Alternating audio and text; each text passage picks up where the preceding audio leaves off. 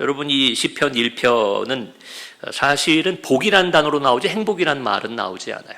근데 현대인들은 복이라는 단어보다 행복이라는 단어를 더 많이 사용하죠. 행복이라는 게 뭐냐?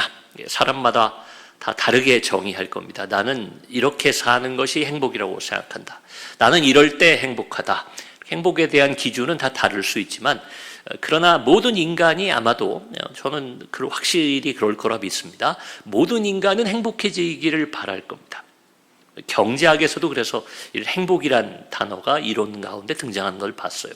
경제 생활을 하는 것도 행복을 위한 거고요. 우리가 법을 만드는 것도 인간들이 행복하게 살기 위한 거고, 내가 아침에 눈을 떠서 저녁에 다시 잠자리에 들 때까지 수고하고 땀 흘리는 것도 어찌 보면 나와 우리 가족의 행복을 위한 일들인 경우가 대부분일 것입니다. 이처럼 행복은 인간의 삶의 목표이기도 하고 삶의 동력이 되기도 한다. 저는 그렇게 생각합니다. 그래서 이런 질문으로 한번 우리가 시작하면 좋겠어요. 여러분, 어떻게 요즘 혹은 지금 당장 한번 질문 드리는 거예요. 지금 행복하십니까? 하고 제가 질문을 한번 드려보고 싶어요. 잘 살고 계십니까? 건강하십니까? 이런 질문도 좋고, 그것도 우리 행복하고 좀 관련이 되겠지만, 아주 근본적으로 본질적으로 나는 지금 행복한가? 우리가 그런 생각을 해볼 필요가 있습니다. 미래에 내가 어떤 일을 이루고 나면 어떤 문제가 해결되면 행복해질 것이다. 그것이 아니라 내가 지금 행복한가? 이 질문을 가지고 오늘 본문을 읽으면 좋을 것 같다. 그 생각을 해보았습니다. 성경은 행복이란 단어보다 이제 복이란 말을 많이 하는데, 특별히 함께 읽은 이 시편 1편의 이 1절부터 6절까지의 말씀은 이 복에 관해 성경이 아주 자세하게 그리고 명확하게 우리에게 가르쳐주는 그런 본문이라고 할 수 있습니다. 1절과 2절에 보시면요, 어떤 게 먼저인지 모르겠어요. 행복한 사람은 이렇게 사는 건지 혹은 이렇게 살면 행복해지는 건지 그것이 명확하게 표현 안 되어 있지만, 행복한 사람은 어떤 삶을 사는 사람이냐, 아주 단정적으로 이 성경의 기자가 이야기를 해놓았습니다. 1절에 보시면 결국 행복한 사람, 복이 있는 사람은 악한 자리, 죄의 자리에 가지 않는 것, 악한 것을 멀리하는 것, 죄를 떠나는 것, 죄를 짓지 않고자 노력하는 것, 그것이 행복한 사람, 복을 받은 사람의 삶이다. 성경은 이야기합니다. 이런 얘기를 드리면 어떻게 표현하자면 너무 좀 보수적인 얘기 같기도 하고 좀 고리타분하고 답답한 말 같아요. 여러분, 악한 행실을 버려야 됩니다. 죄의 길에서 떠나야 됩니다. 그거 누가 모릅니까? 뻔한 얘기, 목사님이니까 그런 얘기를 하시는구나. 여러분, 그렇게 들리는 것 같아요. 신앙생활을 오래 하면 할수록 더 그렇습니다. 그 뻔한 얘기 말고 새로운 얘기가 없나. 근데 여러분, 성경이 뻔할 정도로 그 얘기를 반복한다는 것은 그게 정답이다, 이렇게 생각하시면 돼요. 다른 방법은 없어요. 내가 행복해지기를 원하는데 악한 일을 행한다. 여러분, 죄를 지으면서 살아간다. 당장 눈앞에 내가 행복의 조건이라고 생각하는 이 세상의 헛된 것들을 얻는 길로 우리가 죄를 짓고 악한 생각을 품을지는 모르겠지만, 여러분, 그것은 성경이 말하는 참된 행복에 이르는 길은 결코 될 수 없다는 거예요. 그러니까 자녀들을 교육할 때도 우리가 좀 얕게 사는 건 필요해요. 너무 바보같이 살아도 안 되겠죠. 그런데 성공을 위해서 죄를 짓는 것이나 또 하나님 기뻐하지 않는 길로 행하는 것을 우리가 너무 너그럽게 봐주는 것도 문제가 있습니다. 저는 목회를 하면서 또 집안에서도 그렇고 제 좀 문제가 어떻게 보면 좋은 게 좋은 거다, 좀 그런 성품이 있다고 사람들이 얘기를 해요. 단정적으로 강하게 얘기해야 될 때 그러지 못한다라는 게 있습니다. 그럼에도 불구하고 제가 하나님의 말씀을 기초로 얘기할 때는 표현은 부드러울지 모르지만 저도 타협이 없고 굉장히 단호한 면이 있습니다.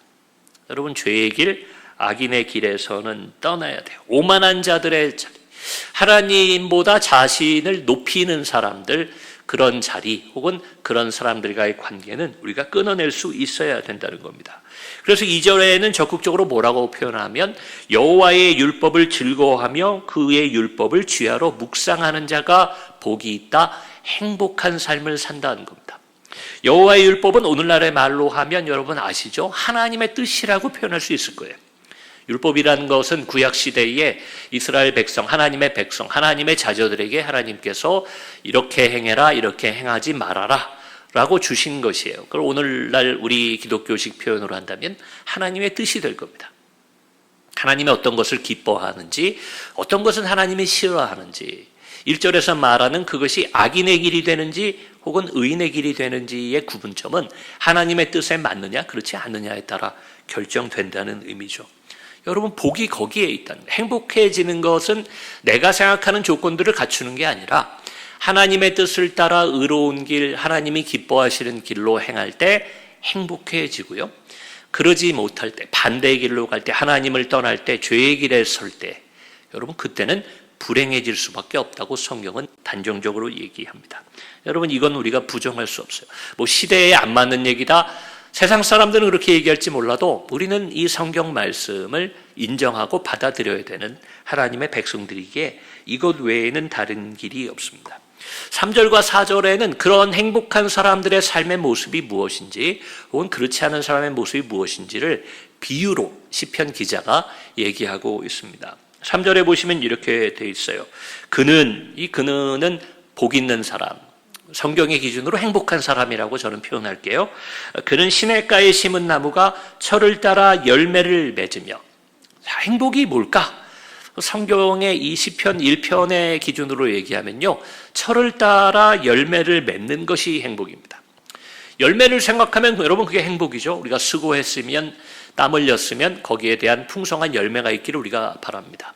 요즘 말로 하면 월급 많으면 좋죠. 돈 많이 벌면 좋죠.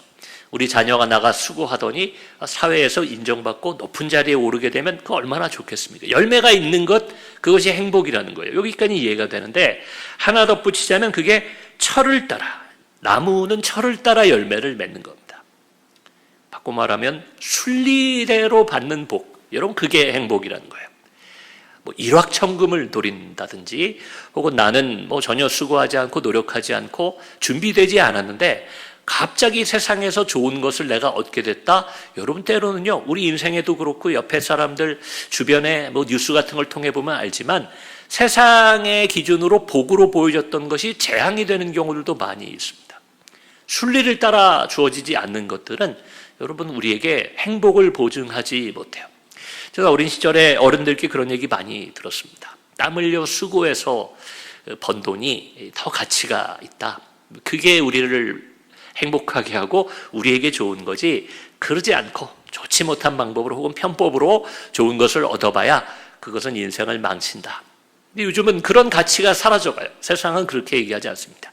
조금 노력하고 많이 얻고 내가 수고하지 않았는데 좋은 자리에 가게 되는 것, 여러분 그걸 더 큰 복이라고 세상에선 얘기를 해요. 자, 근데 성경은요 그렇게 얘기하는 법이 없다는 거예요. 항상 철을 따라, 하나님의 뜻을 따라 하나님의 은혜로 또 우리의 믿음과 헌신으로 우리에게 좋은 것이 주어지는 것, 그것이 행복이라는 거예요. 그 뒤에 보니까 잎사귀가 마르지 아니함 같으니 그것이 모든 일이 형통한 거다. 여러분 나무로 지금 비유하니까요, 당시에 이 이스라엘 사람들 팔레스타인 지역이나 이런 데는 가물때가 많죠. 물기가 없을 때가 많습니다. 그러니 그 잎사귀까지 물기가 올라간다는 것은 충분한 물이 공급되고 있다는 거예요. 그 나무에 생명이 보존되고 있다는 겁니다. 제가 이번에 이 본문을 읽으면서 이 구절이 너무 와닿는 거예요. 잎사귀가 멋있으면 얼마나 멋있겠습니까? 다른 잎사귀보다 잎사귀가 더 크겠습니까? 같은 나무에 달려있으면 그 잎이 그 잎처럼 보이죠. 그런데 그 잎의 형통은 뭘까? 결국은 생명과도 같은 물이, 그 수분이 그 잎사귀까지 쭉 올라가서 마르지 않고 푸른 빛을 띠면서 생명력을 자랑하는 것. 여러분, 이 성경의 기자가 그저 이렇게 표현했지만 육신의 생명만을 얘기한 거겠는가? 그 생각이 들어요. 육신의 생명은 결국 마르게 되죠. 마르고 결국은 시들고 이 땅에서 쓰러지게 돼 있는 것이 육신의 생명입니다. 그러나 영원히 마르지 않는 그 푸른 잎사귀 같이 물기가 마르지 않는, 생명이 끊이지 않는 것, 바로 우리 영혼의 소생을 저는 이 시편 기자가 얘기했다고 생각합니다. 무엇이 형통일까? 무엇이 우리 기독교인의 궁극적인 행복일까? 하나님과 연결되어 있는, 나무의 줄기와 뿌리까지 연결되어 그 땅의 수분을 빨아들이는 그 나무 잎사귀처럼 여러분 우리의 생명력, 우리의 행복, 우리의 형통은 하나님의 그 영원한 샘물과 연결되어 있는 것이 아닐까, 제가 그 생각을 해보게 되었습니다. 초라해 보이는 나무, 그 나무에 달린 하나의 잎사귀 같은 우리의 인생이지만 여러분, 그 인생 가운데 마르지 않는 하나님의 은혜와 축복이 우리의 생명이 되어 흐르고 있음에 여러분 감사하셨으면 좋겠습니다. 자, 거기에 대조적인 악인들의 모습이 4절에 나와요. 악인들은 바람에 날리는 겨와 같다 이렇게 돼 있어요. 겨 아시죠? 겨. 저는 사실 뭐 그런 걸 농촌에서 농사 지은 적도 없고 어릴 때부터 도시에 살아서 겨를 잘 모르지만 그래도 겨를 본 적이 있어요. 언제 보냐면 옛날에는 사과 상자가 요즘처럼 골판지가 아니라 나무 상자로 돼 있었던 적이 있어요. 나무 판자를 이렇게 못을 박아가지고 이렇게 만든 사과 상자들이 있었습니다. 그 집에 사과 한 상자가 들어오면 그 안에 겨가 들어있었어요. 사과가 상하지 말라고. 요즘같이 환경 문제 이런 게 없던 시절이죠. 스티로폼이나 이런 걸로 돼 있지 않고 딱 그 겨 안에 들어있어요. 그래서 먹다 보면 나중에 그 겨 속을 막 뒤져서 하나 남아있던 사과를 찾던 기쁨도 어린 시절의 추억같이 남아있습니다. 근데 그 겨가요, 사과 꺼내느라고 잘못하면요, 바람이 많이 불지 않는 실내에서도 막 여기저기 날려다니는 걸 봤던 기억이 있어요. 그래서 이 구절을 읽으면 그 겨가 생각납니다. 야, 맞다. 그 겨라는 것은 바람이 조금만 불어도 확 날리고 방을 지저분하게 만들던 그 생각이 납니다. 여러분, 악인이라고 말한 이 정말 진정한 행복을 모르는, 하나님 안에서의 은혜를 모르고 살아가는 불행한 사람, 본인들이 불행한지 몰라요. 그런데도 그 사람들의 인생은 여러분, 이 표현이 참 저는 이렇게 와닿더라고요. 바람에 막 날릴 때는 뭐라도 된 것 같지 않겠어요? 바람이라는 것은 세상에서는 세상 풍조라는 말도 합니다. 세상의 유행을 따라 요즘은 이게 좋습니다. 요즘은 이렇게 해야지 좀 잘 나가는 삶을 사는 겁니다 하는 거기에 따라 정말 얄팍하고 가벼운 겨처럼 막 날아다니는 거예요. 뭐가 좋다더라 하면 저기로 날아가고, 뭐 이게 요즘은 흥한다더라 하면 저기로 날아가는 겨처럼 살아가는 것이 인생이라는 거예요. 하나님을 모르는 인생. 초라해 보여도 시냇가에 심겨진 나무처럼 뿌리를 내리고 흔들림 없이 그 수분, 생명력을 가지고 살아가는 잎사귀와 바람에 날려 잠깐 내가 뭐 세상 위를 나는 것 같고 뭐가 된 것 같이 날아다니는 그 겨를 이 시편 기자가 비교하고 있는 거죠. 푸른 잎을 띠고 생명력이 있는 단단하게 붙어있는 나뭇잎과 그 여기저기 언제 제자리로 돌아올지 모르는 그 겨의 모습을 여러분 생각해 보십시오. 우리는 그런 인생을 어쩌면 잠깐 사는 삶 동안에 부러워할지도 모르겠어요. 야, 나도 저렇게 한번 날아봤으면 좋겠다. 나도 저런 자리에 가봤으면 좋겠다. 여러분, 가면 좋죠. 이왕이면 그렇게 해보고 가보고 세상 말로 좋은 것도 먹어보고 하면 다 좋을 겁니다. 우리는 행복을 추구한다는 이름하에 이 날리는 겨처럼 살아가는 사람들을 보게 됩니다. 혹은 우리의 과거 속에, 어쩌면 오늘날도 우리의 마음 속에는 그 바람을 타고 날아가는 겨와 같은 상태가 우리에게 있는지도 모르겠습니다. 결론적으로 6절에 가서 시편 기자는 이렇게 말합니다. 어떤 삶이 복 있는 삶이냐? 여호와의 인정을 받는 자. 여호와의 인정을 받는 자. 이거 좋다. 하나님이 인정해 주는 삶이 행복한 삶, 복 있는 삶이라는 거예요. 우리가 그렇게 느끼느냐 못 느끼느냐는 성경에서는 얘기하지 않아요. 그게 아마 그걸 느끼는 사람들이 그 복을 누리는 사람들이 되겠죠. 우리가 느끼느냐 못 느끼냐 그건 뭐 상관없이 어찌됐건 인생의 이 땅을 살아가는 동안 누가 제일 행복하냐? 하나님의 인정을 받는 삶이라고 얘기하고 있는 겁니다. 읽어드리면 무릇 의인들의 길은 여호와께서 인정하시나 악인들의 길은 망하리로다. 여러분, 여기서 보면 나오는 거죠. 위에는 형통이라는 단어가 나왔었는데요, 하나님이 인정하시면 인생에서 조금 어려움을 겪는 것 같고 고난이 있는 것 같을지라도 결국은 형통한 삶이 되는 거고요, 날아다니는 겨처럼 잠깐 신나는 인생을 사는 것 같을지라도 하나님이 인정하지 않는 인생은 뭐라고요? 망하게 된다라는 거예요. 여러분, 행복과 불행이 여기서 갈린다는 것을 이야기하고 있습니다. 자, 어떤 삶이 그러면 하나님의 인정을 받는 삶입니까? 제가 오늘도 똑같은 얘기를 드리는 거예요. 어떤 삶이 하나님의 인정을 받느냐? 자, 어떻게 해야 학교에서 선생님한테 칭찬을 받고 인정을 받느냐? 우리가 그러면 선생님의 성향에 따라 좀 다르겠지만 초등학교 때, 중학교 때, 뭐 이렇게 학교 다닐 때 생각해 보면 뭐 정답이 있죠. 하나님께 인정받으려면 하나님이 원하시는 뜻을 따라 살아가야 돼요. 아까 2절에 나온 것처럼 여호와의 율법을 즐거워하며 그것을 주야로 묵상하는 자. 하나님 뭘 원하시나? 그렇죠. 사랑하는 것밖에 없습니다. 사랑 때문에 조금 더 확장해서 여러 가지 얘기 드리면 용서도 하고 이해도 하고 양보도 하고, 그리고 무엇보다 그러기 위해서는, 사랑하려면 여러분 남을 용서하고 양보하고 그렇게 화해하고 하려면요, 결과적으로는 욕심을 버려야 돼요. 내가 손해보고 싶지 않다는 생각, 또 내가 이런 어떤 대우를 받아야 된다, 내가 저 사람에게 무엇을 얻어야겠다, 기대가 되든 뭐가 되든 그걸 버리지 않는 한 여러분 하나님의 뜻대로 살아가기가 어렵고, 하나님 뜻대로 살지 못한다면 하나님의 인정을 못 받는 거예요. 우리 교회는 한 분 한 분 이렇게 제가 얼굴을 빼놓을 수가 없죠. 이렇게 많은 인원이 아니기 때문에 제가 이렇게 얼굴을 봅니다.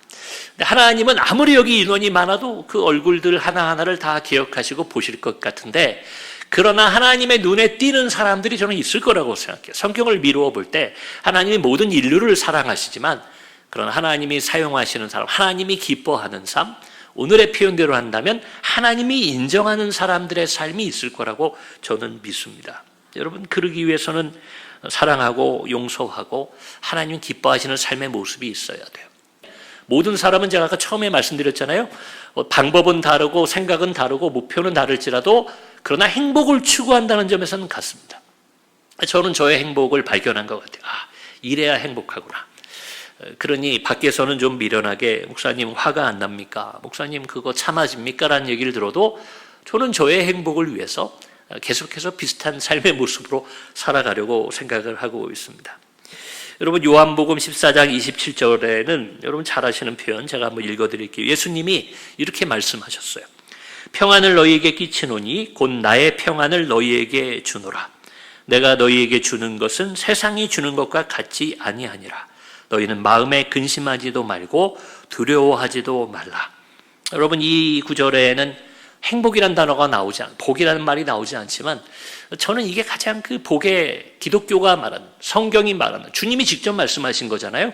이 땅의 가장 궁극적인 행복은 여기에 있다고 생각하는 겁니다. 주님이 주시는 평안이 내 삶 가운데 자리를 잡는 거죠.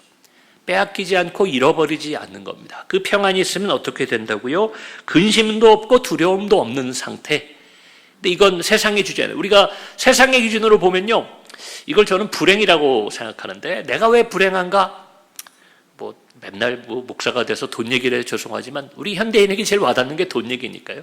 내가 돈이 없어 불행하다고 생각하는 사람이 많습니다. 그러니 돈이 많으면 행복해지겠지. 이 요한복음 14장의 표현으로 한다면 돈이 많으면 마음의 근심이 사라지고 두려움이 사라지겠지. 내가 행복한 상태가 되겠지라고 생각하는데, 예수님 뭐라고 얘기하셨어요? 세상이 주는 것과 같지 않다. 세상의 돈으로는 이건 얻을 수 없는 평안이다. 저도 그렇더라고요. 저도 돈을 가져보고 어떤 때는 몸이 아프다가 건강을 가져도 보고 내가 원하는 어떤 위치에도 가보고 해봤는데, 그게 나의 두려움을 없애주거나 마음의 근심을 제거해주지 않더라고요. 이전에 있던 근심 하나는 사라지는데 새로운 근심 2가지가 늘어나요. 그 상황이 되고, 뭘 더 가지면 가져서 생기는 두려움이 있더라는 거죠. 여러분, 많은 경우에 인생의 불행은 내 뜻대로 되지 않을 때 불행하다라고 사람들은 생각하는 것 같아요. 근데 이게 틀렸다고 얘기합니다. 성경뿐만 아니라 세상에서도 역사적으로 보면 많은 현자들과 또 많은 종교의 창시자들이 있었잖아요. 그것이 영원한 생명은 주진 못한다 하더라도 그 사람들도 지혜로운 사람들인데, 그 사람들이 입을 모아 얘기했던 것이 있습니다. 인생에서의 행복이나 불행을 결정하는 것, 보통 사람들은 어떻게 생각한다고요? 내가 원하는 것을 얻으면 행복하고 원하는 것을 얻지 못하면 불행하다, 이렇게 생각하는데, 거기에 행복이 있지 않다고 입을 모아 얘기했다는 거예요. 세상의 지혜로운 사람도. 그래서 세상의 지혜로운 사람들은 뭘 많이 강조하냐면, 무엇을 얻어라, 무엇을 어떻게 얻어라라고 가르친 사람은 단 한 명도 없어요. 다 말하기를 우리의 마음과 생각을 다스려야 행복해질 수 있다. 그 삶이, 표현은 다 달랐겠지만 여러분, 그 삶이 인생을 성공으로 이끈다라고 얘기했다는 거예요. 내 생각과 내 마음을 우리가 다스리고 바꿔야만 행복해지는 거지, 밖에 있는 것으로 나를 채우고 내가 얻고 이루고 그 자리에 올라선다고 행복해지는 게 아니라는 거예요. 그게 저는 요한복음 14장 27절이 주는 교훈이라고 생각합니다. 여기 나오잖아요. 세상이 주는 것과 다른 것을 내가 너희에게 준다. 그것이 너희를 평안케 하고 행복하게 할 거다. 여러분, 세상과 다르다는 게 더 좋다는 뜻일까요? 물론 더 좋기도 합니다. 하나님 주시는 게 더 좋기도 한데, 세상과 다른 것은, 세상에 있는 것은 내 욕심과 내 뜻과 내 눈에 보기에 좋은 것들이라는 거예요. 근데 그것과 다른 것, 내 눈으로 볼 땐 에게 이게 뭐야 할 수도 있어요. 나는 오늘 무슨 문제를 해결받기 위해서, 내가 원하는 걸 얻기 위해 오늘 예배 자리에 왔는데 왜 목사님 무슨 뭐 마음의 평안 같은 얘기를 하시네. 그게 뭐야? 그게 나에게 무슨 소용이 있어? 라고 생각하기 때문에 세상이 주는 것과 다르다는 거예요. 요즘 왜 교회의 교인들이 줄어들까요? 저는 오히려 이렇게 생각합니다. 과거에 과도하게 교인들이 교회에 많았던 겁니다. 예수님 시대에도 그랬고, 천국으로 가는 길은 원래 좁아요. 천국으로 들어가는 문은 좁습니다. 많은 사람이 가는 길이 아니라고 성경은 얘기합니다. 세상은 예수님을 대부분 몰랐던 것이 맞습니다. 과거에는 왜 이렇게 교회에 사람들이 많았는데 오늘날은 왜 교회에 사람이 적습니까? 조금 이게 목사가 힘 빠지는 얘기일지는 몰라도, 여러분, 저는 지금 이게 정상일 수도 있다고 생각하는 거예요. 왜냐하면 과거에는요, 세상이 주는 것을 교회가 많이 줬다는 거예요. 교회에 오면 어려운 사람들 많이 도와줬잖아요. 구제도 하고 또 먹을 것도 주고, 교회 오면 그래도 여가 시간이라는 게 있고 교제가 있고, 또 세상에서 잘 듣지 못하는 걸 목사님들이 예전에는 재미있는 이야기도 많이 해주고 정보도 많이 얻어갔어요. 그래서 예전에는 목사님들이 시사에 밝았어야 돼요. 예전 목사님들 훌륭한 분들은 타임지 같이 영어로 된 책도 갖다 읽고 잡지도 읽고 그러면서 어느 누구보다 교회에 오면 정보가 많았던 시절이 있습니다. 심지어는 교육도 시켜줘서 교회 와서 영어 배우는 아이들도 있고 뭐 그랬던 기억이 있습니다. 자, 근데 요즘은요, 세상이 주는 것들은 세상이 더 잘 줘요. 교회는 잘 못 주잖아요.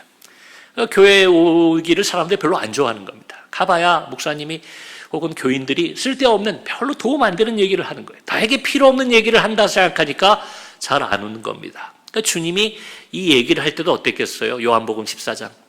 많은 사람들이 모여있는 게, 제자들 겨우 모여있고 예수님이 오해받고 박해받던 그때에 나는 너희에게 세상이 줄 수 없는 것, 세상이 주는 것과 다른 것을 주겠다.